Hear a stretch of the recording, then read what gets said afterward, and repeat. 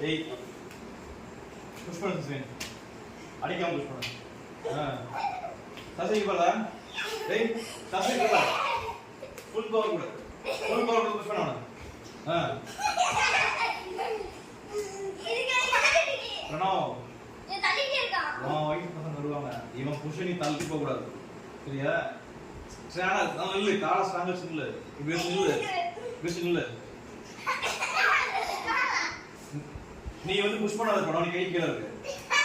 அவனை புஷ் பண்ணா நீ போக கூடாது ஆமா உடம்பு இது போதும் சசி போதுவா நீ இல்ல சசி இல்ல ஏய்